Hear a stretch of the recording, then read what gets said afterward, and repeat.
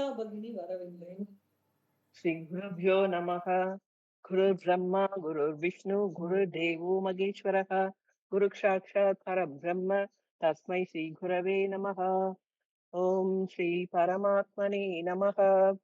अस्माकं सककुटुम्बानां सबन्धुवर्गाणां सर्वेषां क्षेम स्थैर्य धैर्य वीर्य विनय आयुर आरोग्य ऐश्वर्याणाम् अभिवृद्ध्यर्थं लोकक्षेमार्थं सकलतीष्टफलसिद्ध्यर्थं श्रीविष्णुसहस्रनामपारायणं करिष्ये. உறுதிமொழி. பெங்களூரு என்ற நகரில் வசிக்கும் பரிமளா தேவியாகிய நான் ஸ்ரீ விஷ்ணு சகஸ்ரநாமத்தை வரும் எதிர்கால சந்ததியினரிடம் முன்னெடுத்துக் கொண்டு சேர்ப்பேன் என்று உறுதி அளிக்கிறேன். இறைவனை வணங்கிவிட்டுத்தான் எந்த வேலையும் துவங்குவேன். தாய், தந்தை மற்றும் ஆசான் இவர்களை தெய்வத்திற்கு ஒப்பாக கருதுவேன். பெரியோர் சொல் கேட்பேன். பெண்களை தாயாக மதிப்பேன். மனதையும் உடலையும் சுற்றுச்சூழலையும் தூய்மையாக வைத்துக் கொள்வேன். எனது தேசம், தெய்வம், தர்மம் மூன்றும் ஒன்றின் வடிவமே என்று துதிப்பேன். எந்த நிலையிலும் என் குடும்ப பாரம்பரிய சமுதாய மரபை கைவிட மாட்டேன். இந்த உறுதிமொழிகளுடன் இன்றைய பாராயணத்தை துவங்குகிறேன். பரம்பொருளை என்னை வழிநடத்தி செல்ல பிரார்த்திக்கிறேன். மகாலட்சுமி அஷ்டகம். सर्वमंगल मांगल्ये शिवे सर्वार्थ सारगे शरण्ये त्र्यंबके गौरी नारायणी नमोस्ते. इंद्र उवाच नमस्ते सुमहामाये श्रीपीठेश्वर पूजिते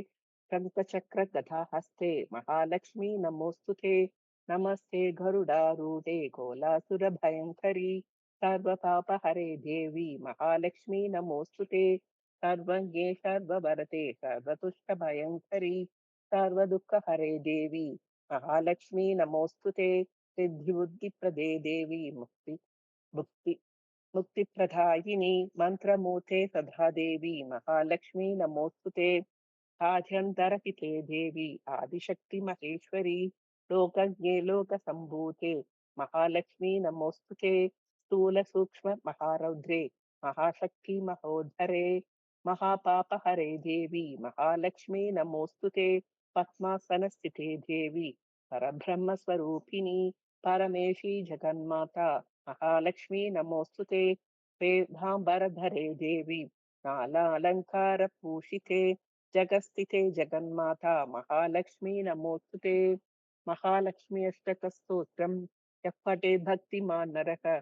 सर्वसिद्धिमवाप्नोति राज्यं प्राप्नोति सर्वदा. एककाले पठे नित्यं महापापविनाशनं द्विकालं यः पठे नित्यं धनधान्यसमन्वितः त्रिकालं यः पठे नित्यं महाशत्रुविनाशनं महालक्ष्मीर्भवे नित्यं प्रसन्ना वरदा शुभा. ओम श्री महालक्ष्मी नमः.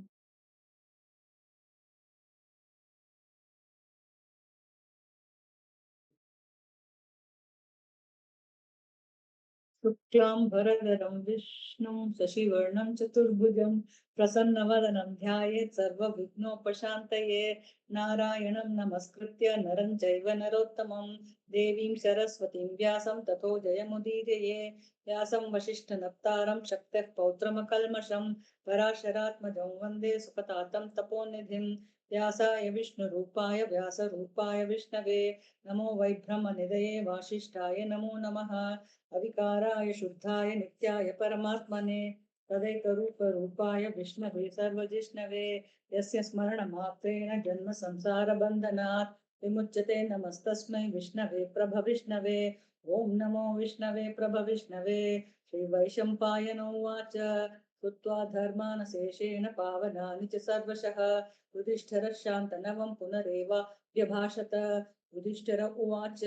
किमेकं दैवतलोके किं वाप्येकं परायणं स्तुवन्तः कं कर्म चन्तः प्राप्नुयुर्मानवाः शुभं. को धर्मः सर्वधर्माणां भवतः परमो मतः किञ्जपन्मुच्यते जन्तुर्जन्म संसारबन्धनात्. श्रीभीष्म उवाच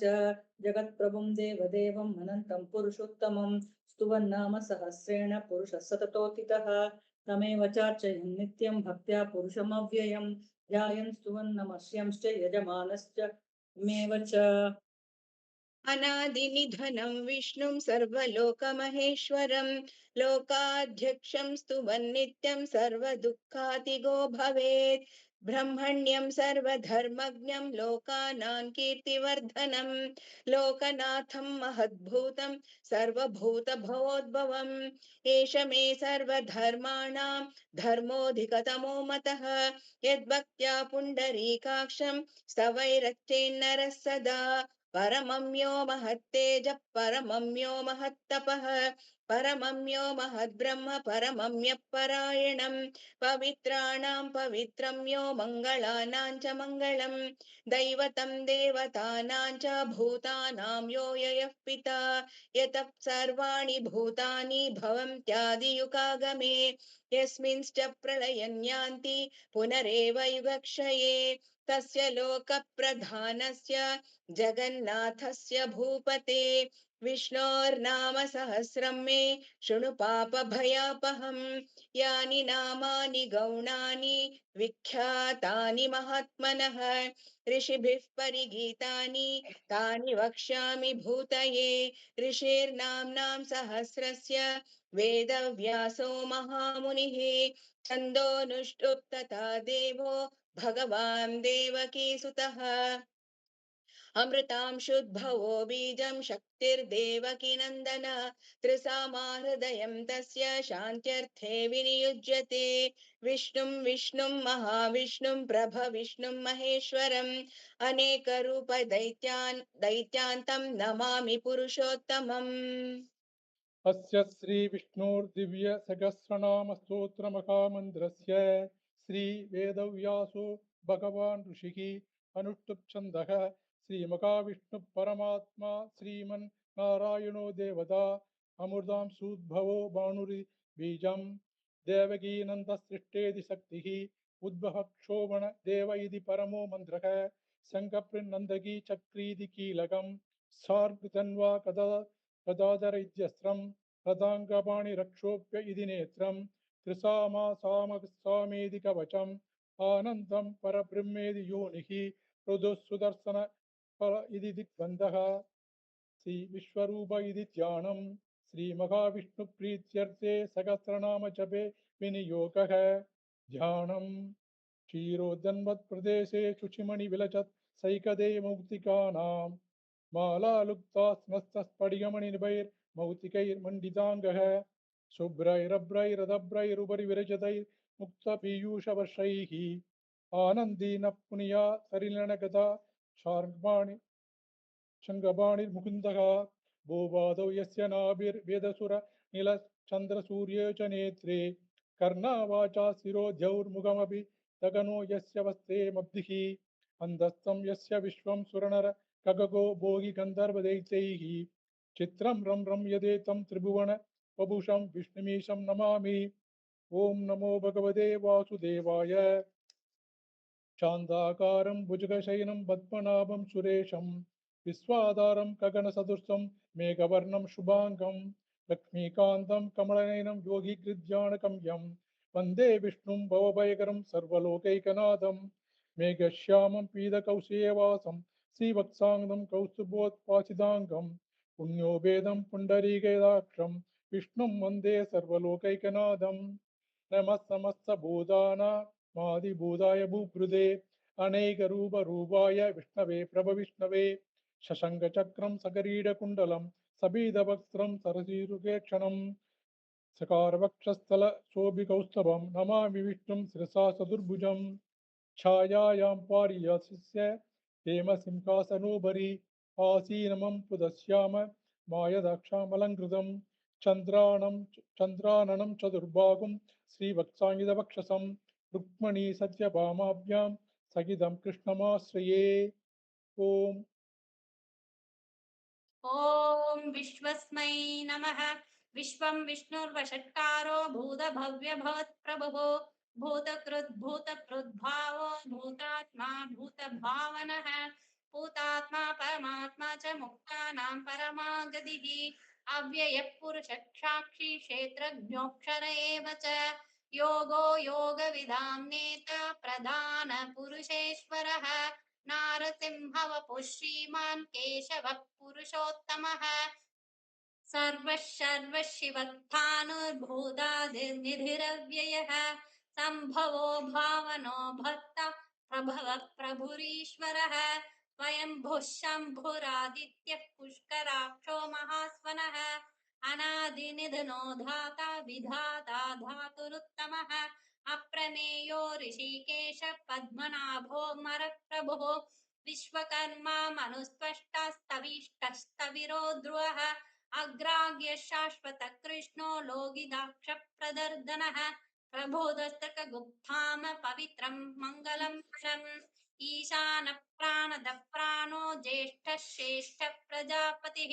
हिरण्यगर्भो भूर्भुवो माधवो मधुसूदनः ईश्वरो विक्रमी धन्वी मेधावी विक्रमक्रमः अनुत्तमो दुरादक्ष कृतज्ञ कृतिरात्मवान् सुरेश शरणं शर्म विश्वरेदा प्रजाभवः अगः संवत्सरो व्याल प्रत्ययः सर्वदर्शनः अजः सर्वेश्वर सिद्ध सिद्धिः सर्वादिरुच्युतः वृषाकपिरमेयात्मा सर्वयोगविनिःसृतः वसुर्वसुमना सत्यः समात्मा संविदः समः अमोघः पुण्डरीकाक्षो वृषकर्मा वृषाकृतिः रुद्रो बहुशिरो बभ्रुर्विश्वयोनिषु शिश्रवाः अमृतः शाश्वतस्थाणुर्वरारोहो महातपाः सर्वगः सर्वविद्वानुर्विश्वक्षेणो जनार्दनः वेदो वेदविदव्यङ्गो वेदाङ्गो वेदवित् कविः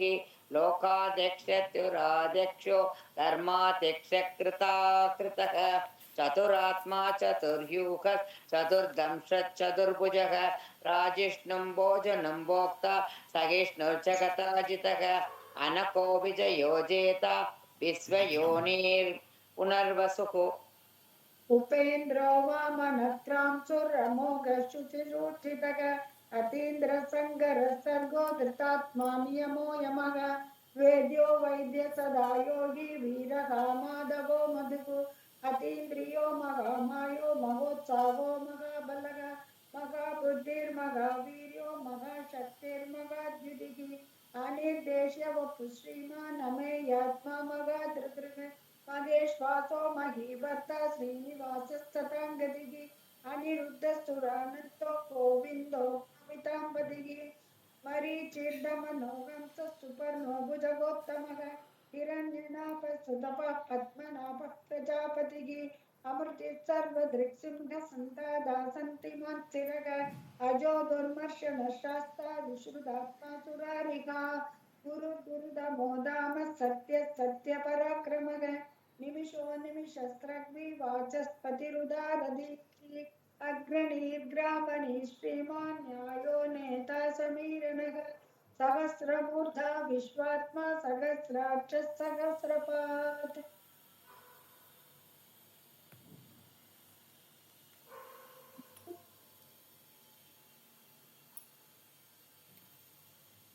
आवर्तनो निवृत्तात्मा समृद्ध संभ्रमर्धनः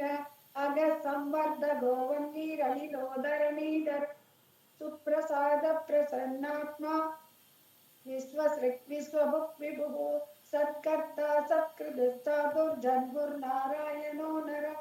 असंख्येयो प्रमेयात्मा विशिष्ट शिष्टकृच्छुषिः सिद्धार्थ सिद्ध संकल्प सिद्धिद सिद्धि साधनः वृषाही वृषभो विष्णुर्वृषपर्वा वृषोधरः वर्धनो वर्धमानश्च विविक्त श्रुतिसागरः सुभुजो दुर्धरो वाग्मी महेन्द्रो वसुतो वसुः नैकरूपो बृहद्रूपस्थितिविष्टप्रकाशनः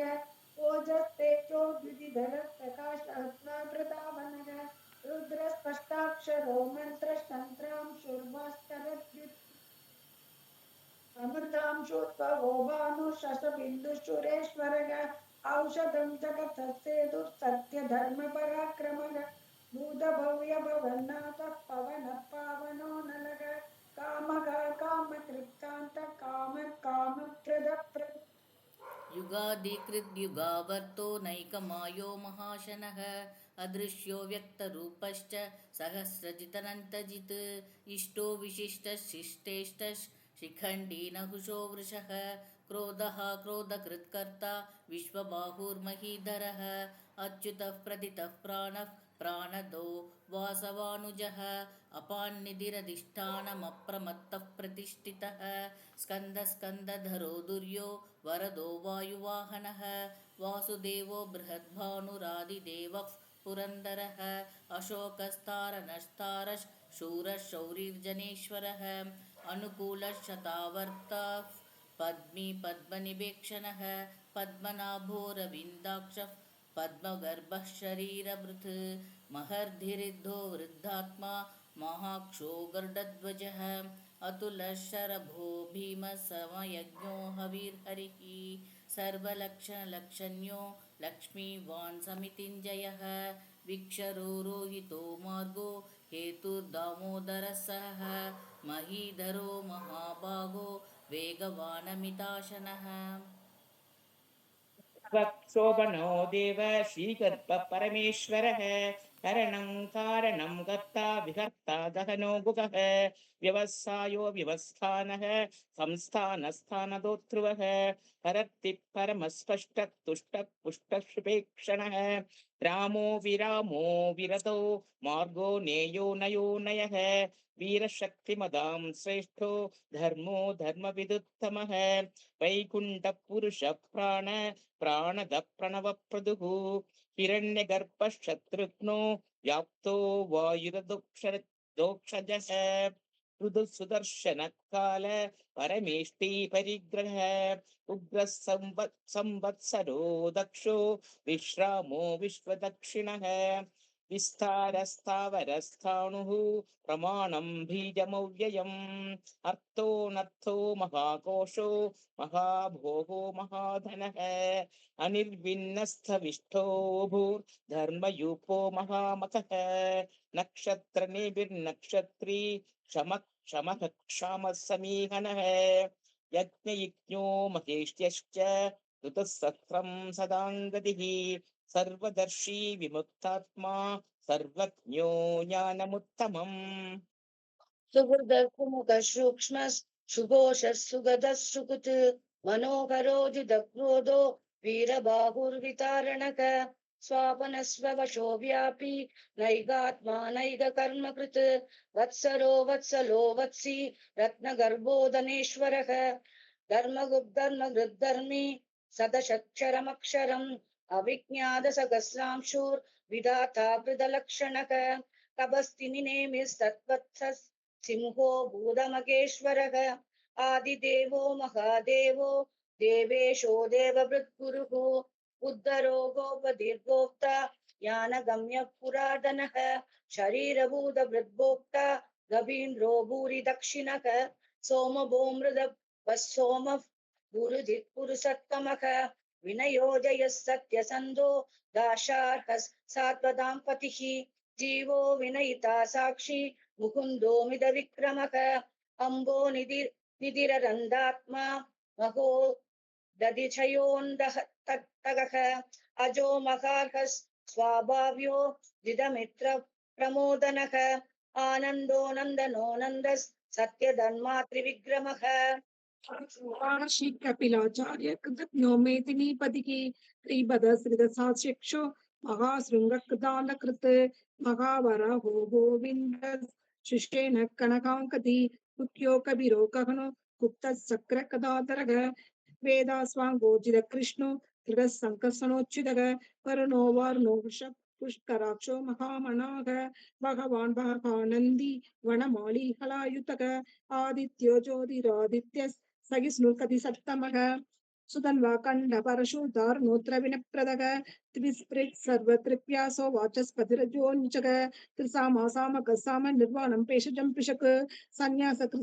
समसान्तो निष्ठा शान्तिपरायणं सुभांग शान्ति दष्ट कुमुद कुलेशयः कोविदो कोपदिर्कोप्ता विषभाक्ष विषप्रियः अनिवर्ति निवृत्तात्मा संक्षेप्ता सेमकृच्छवः श्रीवत्स वक्षा श्रीवास श्रीपति श्रीमतांवरः श्रीधश्री श्रीनिवास श्रीनिधि श्रीविभावनः श्रीधर श्रीकर श्रेय श्रीमाल्लोकत्रयाश्रयः स्वक्षस्वङ्गशतानन्दो नन्दिर्ज्योतिर्गणेश्वरः विजितात्मा विधेयात्मा सत्कीर्तिसिन्न संशयः उदीर्णः सर्वदशक्षु रणीसशाश्वतस्थिरः भूषयो भूषणो बोधिर्विशोकशोकनाशनः अर्चिष्मानर्चितः कुम्भो विशुद्धात्मा विशोधनः अनिरुद्रो प्रतिरथ प्रत्युम्नो मिदविक्रमः कालनेमिनिहावीरः शौरिः शूरजनेश्वरः त्रिलोकात्मा त्रिलोकेश केशवः केशिका हरिः कामदेव कामबाल कामी कान्तकृतागमः अनिर्देश्य वपुर्विष्णुर्वीरो नन्दो धनञ्जयः ब्रह्मण्यो ब्रह्मकृत् ब्रह्मा ब्रह्म ब्रह्म विवर्तनः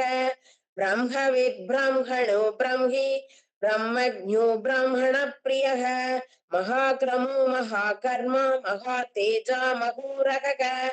महाक्रतुर्महायज्वा महायज्ञो महाहविः तव्यस्तव प्रिय स्तोत्रं स्तुति स्तोतारण प्रियः पूर्णः पूरयिता पुण्यः पुण्यकीर्तिरणामयः मनोजवस्थितकरो वसुरेता वसुप्रदः वसुप्रदो वासुदेवो वसुमनाहविः सद्गतिः सत्पतिः सत्ता सद्भूतिः सत्परायणः शूरसेनो यदुश्रेष्ठः सन्निवासः सुया मुनः भूतावासो वासुदेवः सर्वासु निलयो नलः दर्पः दर्पदो तृप्तो दुतरोत्थापराजितः विश्वमूर्तिर्महामूर्तिर्दीप्तमूर्तिरमूर्तिमान् अनेकमूर्तिरव्यक्तः शतमूर्तिः सताननः एको नैकस्वः किं यत्तत्पदमनुत्तमं लोकबन्धुर्लोकनाथो माधवो भक्तवत्सलः सुवर्णवर्णो हेमाङ्गो वराङ्गस्कन्दनाङ्गदी वीरः विषमशून्यो धृता क्षीरश्चलस्थलः अमानीमानदो मानिर्लोकस्वामी त्रिलोकधृक् सुमेधा मेधदोदन्यः सत्यमेधा धराधरः तेजो वृषोत्युदितरः सर्वशस्त्रप्रताम्बरः प्रकृहो निकृहो व्याक्रो नैकशृङ्गो कदाग्रजः चतुर्मूर्तिश्चतुर्बाहु चतुर्व्यूहश्चतुर्गतिः चतुरात्मा चतुर्भाव चतुर्वेद विदेहपात् समावर्तो निवृत्तात्मा दुर्जयो दुरतिक्रमः दुर्लभो दुर्गमो दुर्गा दुरावासो दुरारिः सुभाङ्गो लोकसारङ्गः सुतन्तः तन्दुवर्धनः इन्द्रकर्मा महाकर्मा कृतकर्मा कृताकमः उद्भव सुन्दर सुन्दो रत्ननाभ सुलोचनः अर्घोवाच सनशृङ्गी जयन्तः सर्वविजयी स्वर्णबिन्दु रक्षोप्य सर्वभागीश्वरेश्वरः महाकृतो महाकर्तो महाभूतो महानितिः कुमुद कुन्दर कुन्दः पर्जन्यः पावनो नीलः अमृताशोऽमृतव सर्वज्ञः सर्वतोमुखः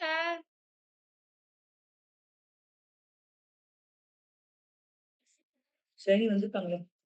படிக்கலையா सुलभ सुलभ सुवृत सिद्ध शत्रुदित्तदापनः न्यग्रोधो दुम्बरो शक्त शाणूरान्तनिषूदनः सहस्राचित् तप्तजिह्वस्तप्ते धास्तप्तवाहनः अमूर्तिरनघो चिन्त्यो भयकृद्भयनाशनः अणुर्भृकृशस्थूलो गुणभृन्निर्गुणो महान् अधृतः सुधृतः स्वास्य प्राग्वंशो वंशवर्धनः भारभृत्कथितो योगी योगीश सर्वकामदः आश्रमश्रमणः श्याम सुवर्णो वायुवाहनः धनुर्धरो धनुर्वेदो दण्डो दमैदादमः अपराजितः सर्वसहो नियन्ता नियमो यमः सत्त्ववान् सात्विकः सत्य सत्यधर्मपरायणः अभिप्राय प्रियार्होर्ह प्रियकृत्प्रीतिवर्धनः विहाय सकतिर्ज्योतिः सुरिजुर्हुदभिः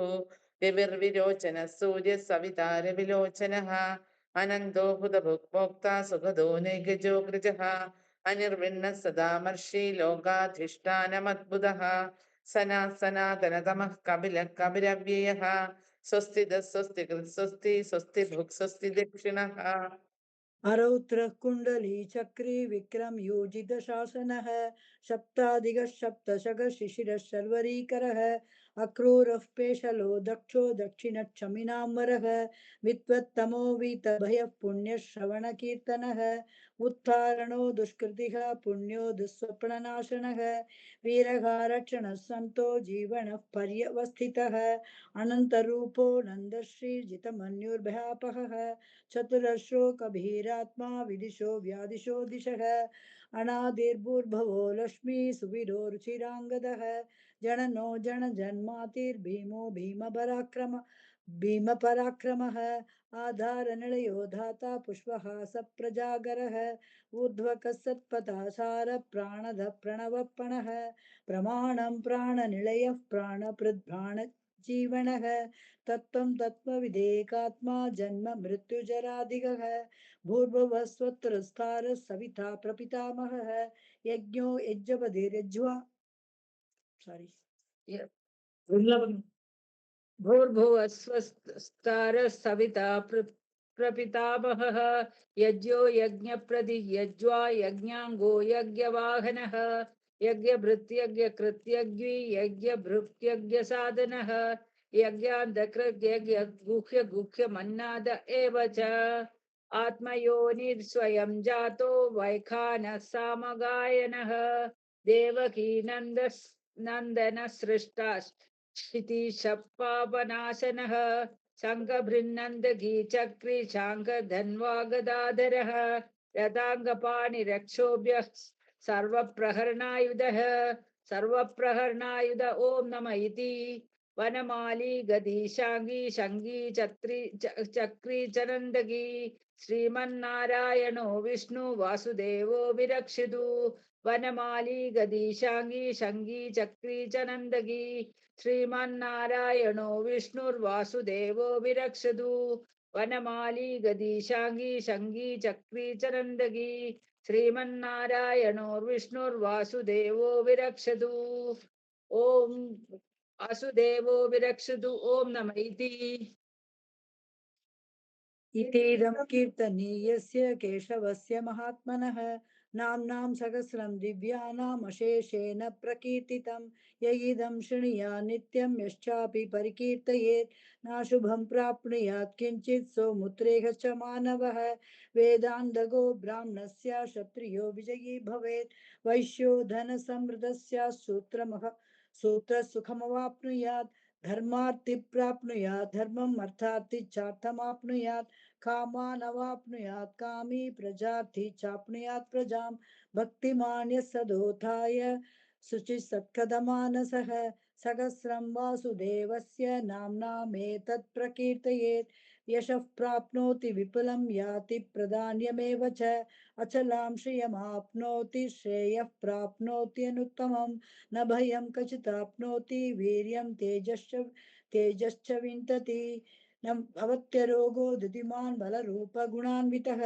रोगार्थो मुच्यते रोगात् भक्तो मुच्येत बन्धनात् भयान् मुच्येत भीदस्तु मुच्येतापन्न आपदः दुर्गान् यदि तरत्यासु पुरुषः पुरुषोत्तमं स्तुवन्नाम सहस्रेण नित्यं भक्तिसमन्वितः वासुदेवाश्रयो मत्यो वासुदेवपरायणः सर्वपापविशुद्धात्मा याति ब्रह्म सनातनं न वासुदेव भक्तानाम् अशुभं विचते क्वचित् जन्म मृत्युजरा व्याधि भयं नैवोपजायते किमन्तमवदीयानः समन्वितः युज्येतात्मसुखक्षान्ति श्रीकृति समृद्धि कीर्तिभिः न क्रदो न समात्सर्यं न लोभो नाशुभामतिः भवन्ति कृत्पुण्यानां भक्तानां पुरुषोत्तमे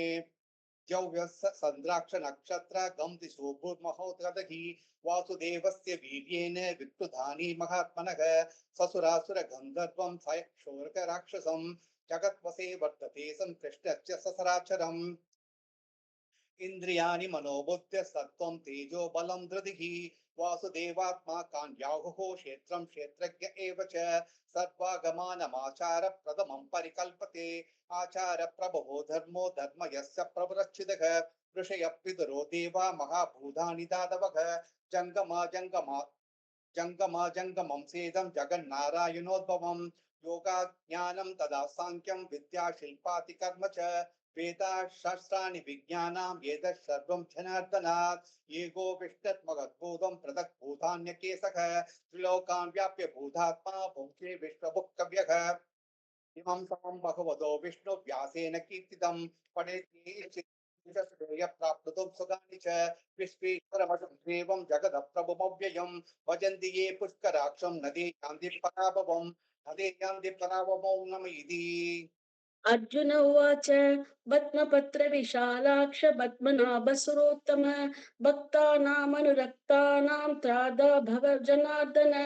श्रीभगवानुवाच